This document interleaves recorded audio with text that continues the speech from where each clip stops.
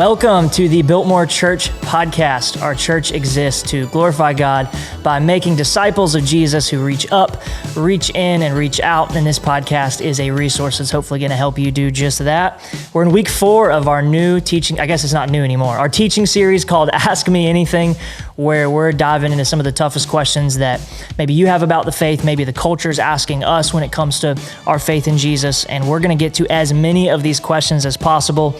We've been covering some of the big ones on Sundays and twice a week, Tuesdays and Thursdays here on the podcast, covering even more of the questions. Many of them, really all of them, you have submitted over the last several weeks. You kind of said, hey, this is something I would love for us to talk about.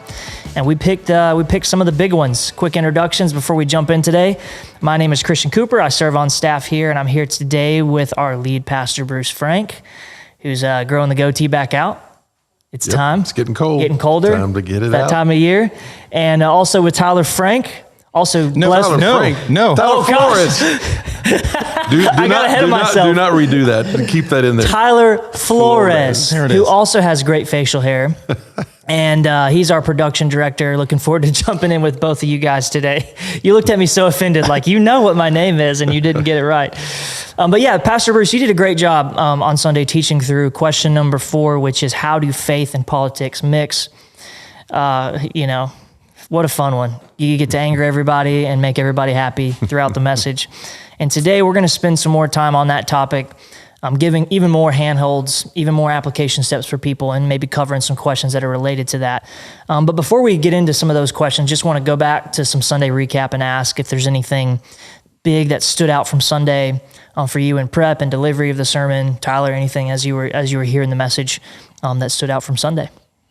Yeah, I mean, there's always more that you don't share that you learn. Everything from things you would have done different on Twitter to you name it. But I think the big one was some things I'd already thought about before. It's like it actually helped me.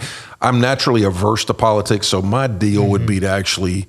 It was good to learn. Listen, it's actually a way of loving your neighbor. You certainly have much biblical precedent, especially Old Testament, and really politics, especially now, but it always has been. It's everything's political to some degree, and policy does affect people. So all that stuff, it is really important. Christians don't need to withdraw from society. They should bring a biblical worldview and wisdom to areas that are super needed, from justice issues to immigration issues to to life issues. So, I mean, Christians do need to be involved. It is super important. And kind of the outline was, politics are important. It's just the gospel is all important and without question more important. And particularly for a church can do many good things and get away from the best thing, which is the mission God gave us when that was to make disciples. Yeah. So a bunch of stuff I learned, we can kind of segue back and forth about it. But I mean, those are the 2 big ones, but reinforced, hey, people do need to plug in and bring part of loving your community. Blessing your community is getting involved in the process. You don't have to check. And I guess the other thing was, reinforce as a believer, you don't need to apologize. You don't need to apologize for the things God clearly says are right and clearly says are wrong, because ultimately we know that's the way people flourish, whether they know it or not. And again, we're not talking about a theocracy, and we're not talking about, a lot of those things that are kind of characterized to say, if you bring your faith into the world, but everybody brings their worldview into politics, voting, everybody does. Yeah. But for the Christian, your worldview needs to be dictated and needs to be reinforced by the Word of God, the gospel of Jesus. That should reflect everything, the way you see people, the way you see, and policy, all that kind of stuff. So a bunch of stuff we could talk about, but that we didn't get to, but those are the main ones. Yeah, I thought that piece was really challenging for me too. A similar mindset where I come in and I tend to be pretty politics averse. I think the verbiage you used on Sunday was like, you just feel like you got to take a shower after you talk about that. It makes me feel icky, even going into my small group on Sunday night, I'm just like, I don't want to do this. I don't want to talk about this, but there's a prophetic voice that I think believers, and you mentioned, that should speak into and engage with politics. So that it was convicting for me. Yeah, I think what I took away and what I was thinking about during the drive home, and as I listened back to the sermon again, I was thinking about your comparison to idolatry, like that this thing can become an idol, and I was just I was finding sometimes every now and then you reapproach a word that you hear in church a lot. It becomes just a word that starts to mean things. And I was like, what is this? And idolatry is one of those words that I think for me, I had stopped really thinking about actively, like it's just a word that I started throwing around. I was like, no, this is a thing that an idol is this thing that I hold and I put it in this place where it begins to bind me. It begins to make rules for me. It begins to dictate to me how I live my life. Interestingly, I did a little research. The Latin word for religion, it means to bind. So when we build bindings around what we believe politically, and we begin to ascribe moral value, it begins to dictate everything about the way that we behave. And that's how I can begin to. And anyway, I just found that incredibly challenging. That have I made this thing into a set of guidelines to live my life by, as opposed to this is the way that my government interacts with me and I interact with my government, and social change and things that we can do. We can use these tools because the government is a tool, right? It's a tool of the people to like manage and maintain our world and our communities. And that's great. But when it becomes moral fiber, that's when it's trouble. And I found myself feeling very convicted that I think I may have ascribed some moral fiber to my politics. And that's a dangerous place to be, because then there's a reason that God put that commandment first, like have no other gods before me. That's the idolatry is the opposite, right? We've taken something, we've put it, and we've let it bind us.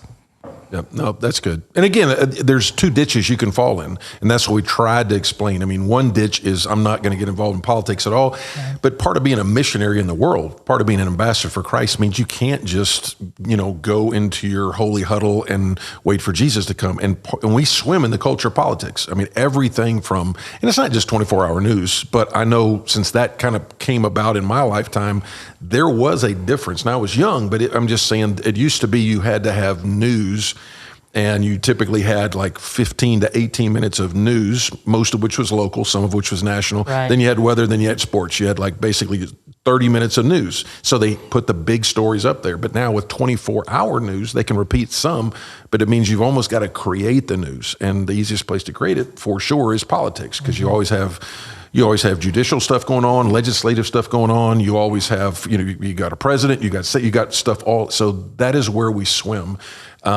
And I found it easy when I start to, when you start to make people a caricature. I think that's where, and just demonize. And now, I will say this: I'm not saying that both parties are equally right or wrong. Right. I mean, I'm not going to try to get too much in there, but there are some very clear moral issues. But any of us can kind of say, well, that's my party, and ignore the stuff that is not right, whether it be corruption or ignore the even if you think it's only the occasional things that maybe you can learn from the other party. Again, I'm not saying they're both equally, their platforms are both morally equal. I'm not saying that because I don't think that. But at the same time, it's so easy when I start to characterize or demonize a person who I don't even know. That's when I can tell, all right, you got to, especially because it's hard if you're actually praying for people, because that was one of the challenges going back to. I even had some people ask, are we really supposed to pray? I was like, well, 1 Timothy 2 is very clear. Explicit. And the good news is the Proverbs talks about how God's the one that can take the heart of the king, and he can turn it just like a stream of water. I mean, he can just turn that thing. And so if we believe prayer works, which we do believe that is the case, I mean, praying should be the first thing we do. Very hard to demonize somebody that you prayed for. Right. And again, they can act like demons sometime.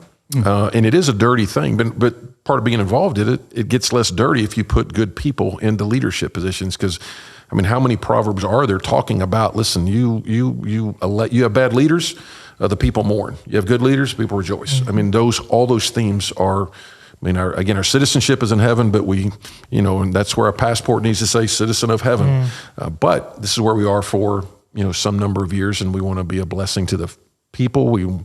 Government is important, and it's ordained by God. Romans 13, it is ordained by God, and we have one of the things we get really down on our country sometime, but all you got to do is go to some other places in the world, and you're thinking, okay, ours is kind of jacked up in 100 different ways, but there's a lot of governments that have nowhere.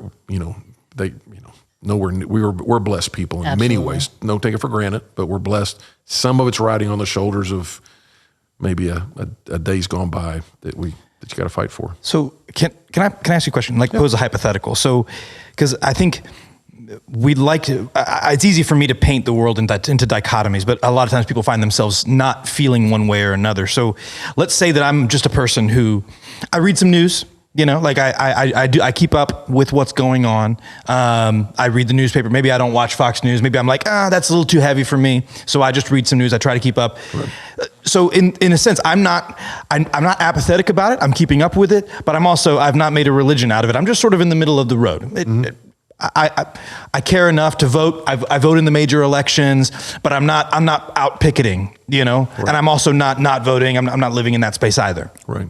But let's say I've got like an aunt. I got an Aunt Pam who she is living in a camp. She's taking this very seriously. And she says, "You're not taking this seriously enough.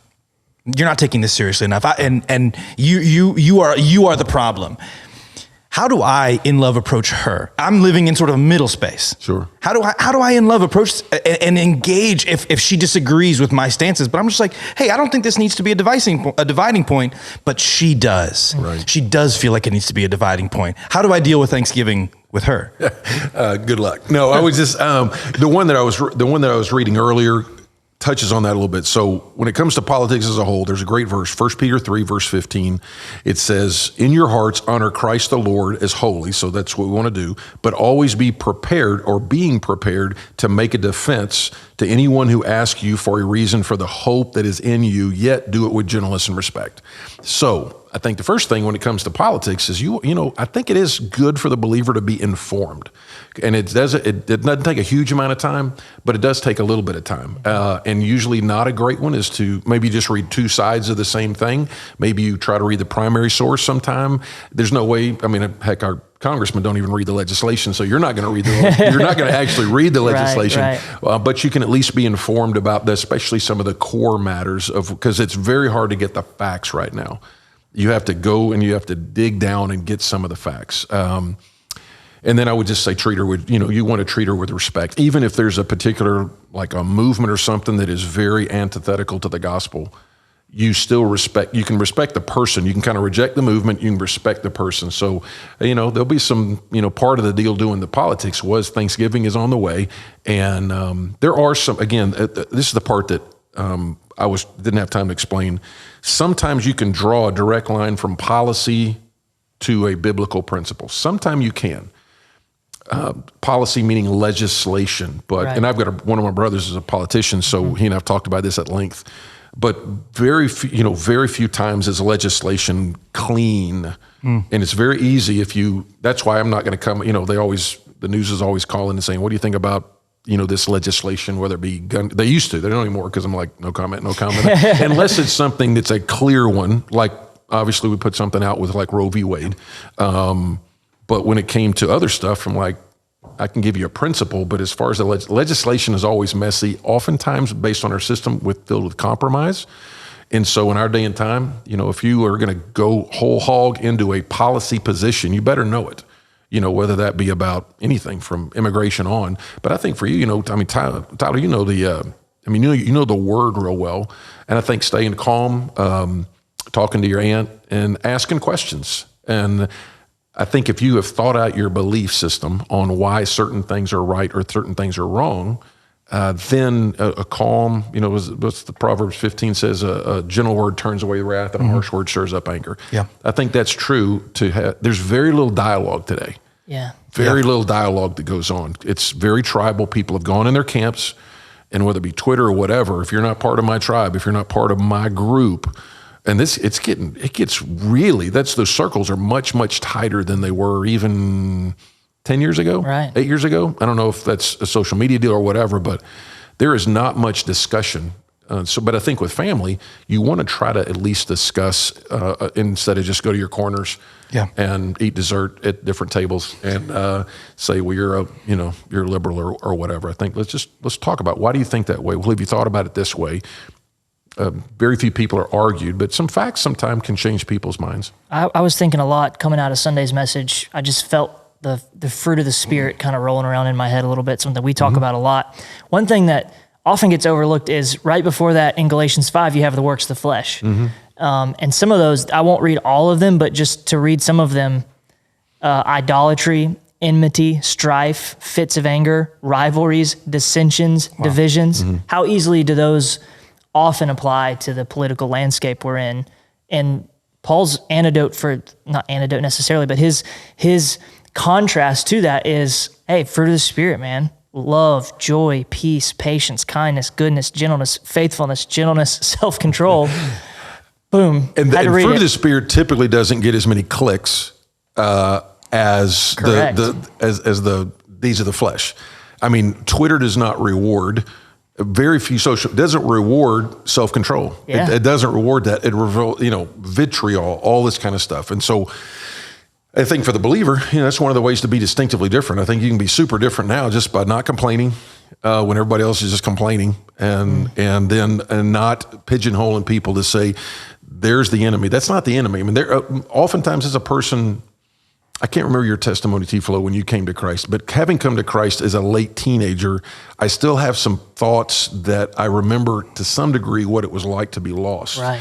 And you didn't think the same way. And even now, believers, how does God change us? He changes us through what? The renewing of our mind.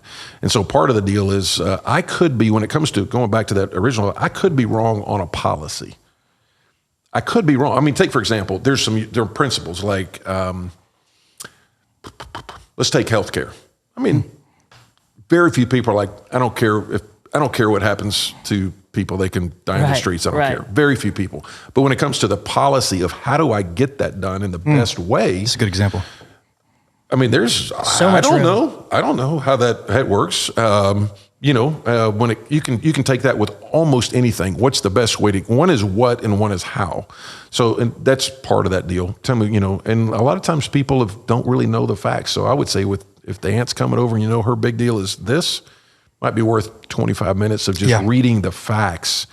Like even our subject, I'm just saying, I'm not going to tease it, but the subject this week, when we're taping this, I've only had one day of study, or really about 3 hours of study. And it's a subject I was very unfamiliar with. And just in 3 hours, I feel much more informed, and I can understand at least what people that I would vehemently disagree with. Right. I can at least understand what they're saying. I don't think it's correct. I think the facts are on my side, and I'll try to show that Sunday, but I at least understand their verbiage that they've done. So that's a start. And I mean, because I try to avoid definitive statements, but I feel pretty definitively that understanding almost always breeds empathy. And empathy can immediately turn the corner into love. So if I understand, okay, this is why you feel so strongly about healthcare. Like, there's an X factor here that I didn't know, and that's meeting a policy somewhere, and you've attached something to it, and so you, this person that maybe I didn't understand before, now I do. And so now I can engage with you from a place of empathy, not agreement always, but empathy. Empathy is it's a common ground space. Yeah. No, and I would say we're kind of Twitter and this, that, and other, but Christians have definitely, at least some folks, it's very easy to go down that rabbit hole to make a point and bear it and get the gotcha. I mean, that's what it's kind of made for. It's gotcha. And if you don't do that, the retort typically is, oh, well, you're just weak, or winsomeness, or all this kind of skubulon. But when you look at the fruit of the Spirit, it's not about weakness. But so when is self-control a weakness? So we do live in a time where the loudest voice typically gets the clicks. But I think for us, we got to remember, our model is not, the commentator that says outrageous statements. That's not our deal. No, is there a time for backbone to say absolutely? I mean, for sure there is. Yeah. And it's like, listen, we will stand strong. Doesn't mean that you necessarily the loudest voice in the room at all times. Sometimes people are like, well, John the Baptist wasn't nice. I was like, usually two things. I'm like, number one, you're not John the Baptist. Okay, usually, like, you're not John the Baptist. But number two, you do have a snapshot of John the Baptist. John the Baptist is not out of control. Right. Passionate, prophetic, for sure. And we can be both of those. But, an out of control, raging person that just demonizes anybody that opposed him, you don't see that. Yeah, it doesn't smell like Jesus, that's for sure. Yeah. So one more follow-up question. Yep. This is 2023, which means 2024 right around the corner. Hello. which is going to be stressful for a lot of folks on some of these topics. So what would you say maybe to someone who's like, yeah, this all makes so much sense. In that case, and how am I supposed to approach something like voting? What would be some principles people could take into voting in 2024? No, that's again. There's a bunch of. I mean, character does matter. I would say this, but you're not going to find a perfect man or woman. They're all. Every system of government and every person is going to be a sinner. So it's like, all right, take that. Salvation's not coming in on Air Force One. I think there's some core issues. I mean, you can say, "Oh, that's a one voter person," that kind of thing. But I think you pray. I think you get informed. I think if there is a clear, I'll just say it. I could never vote for a politician that is saying abortion is fine up through birth. I could personally never vote for a person who was. Right. Now they wouldn't say pro-abortion, but whatever they'd say. I just couldn't do it because because that is more important than some other issues. It is, because that is directly affecting a person who, they don't have a chance to make the 10 other decisions you're going to be voting on. But for that person, that is literally a life and death decision. Now, how that gets done through the states and so forth, that's a different discussion. But if a person that just says, I'm pro-abortion, whatever you want to call it, I'm like, I could personally never vote for them. That is a very clear issue. But vote, pray, get informed, but try to bring your biblical worldview into your voting. Again, neither party is perfect. Again, I do think if you look at the platform, which is supposed to be what they say they're going to try to stand on, right. I think that's what you can look at. But the main thing is be informed. What do these people believe? We try to, tell, hey, here's where this person says they stand, and this is what they say they'll go for. And some of it you feel like it's common sense. Does that mean, hey, deficit, there's not going to be a ton in the Bible, although there is in Proverbs, about, okay, if I take that one about the debtor, can our country continue to run up? Is some point is a reckoning coming? So some of it's a little harder than others. Right. Some of it's a pretty easy one. But I think first of all, pray, vote. But you got to vote with an informed. What do they actually are saying? And then what does the Bible say about some of these core issues? Yeah, that's super helpful principles there. At least it's a start, right? It's a start. It's a start. But I would say you got to get the information. Don't just. It takes with so much at our fingertips right now, you can get the information. I wouldn't just let it be fed to you by, because we live in echo chambers.